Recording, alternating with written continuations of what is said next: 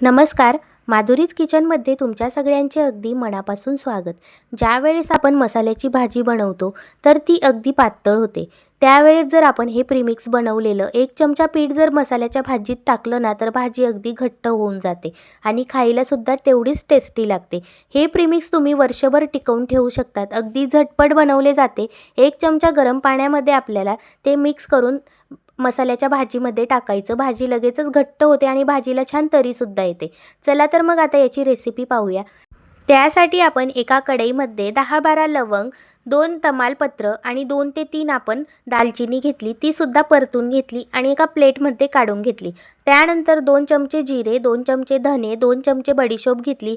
हे सुद्धा छान खमंग वास येऊस्तर परतून घेतलं आणि गार होण्यासाठी एका प्लेटमध्ये काढून घ्यायचं. त्यानंतर आपण वाटीचं माप घेऊया. अर्धी वाटी आपल्याला हरभऱ्याची डाळ टाकायची आहे, पाव वाटी गहू आणि पाव वाटी तांदूळ टाकायचा आहे. हे सुद्धा मस्त खमंग वास येऊस्तर परतून घ्यायचं. थोडंसं आपल्याला भाजून घ्यायचं आहे. त्यानंतर एका प्लेटमध्ये काढून घ्यायचं. त्यानंतर आता त्याच वाटीने 1 वाटी आपण बाजरी घेतली. तीसुद्धा परतून घ्यायची.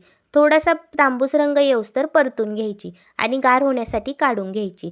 सगळं साहित्य आपण एका प्लेटमध्ये काढून घेतलेलं आहे. सगळं अगदी गार झालं की मगच मिक्सर जारमधून फिरवायचं. गरम गरम वाटून घ्यायचं नाही.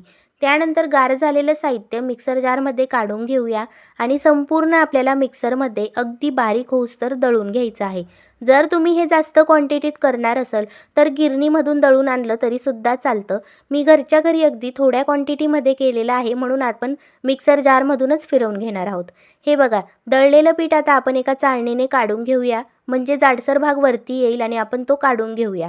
अगदी छान चाळणीने अशा पद्धतीने चाळून घ्यायचं आणि बारीक पीठ काढून घ्यायचं आणि थोडंसं जाडसर राहिलेलं साहित्य आपल्याला साईडला करून घ्यायचं आहे. बघू शकता सगळं असं छान बारीक काढून घेतलं आणि जाडसर भाग आपण साईडला केला. हे पीठ आहे ना तुम्ही 1 चमचा जर मसाल्याच्या भाजीमध्ये टाकलं ना तर भाजीला छान तरीसुद्धा सुटते, खायला पण चविष्ट लागते आणि जास्त पाहुणे आल्यावर भाजी तर नेहमी थोडी पातळच होते.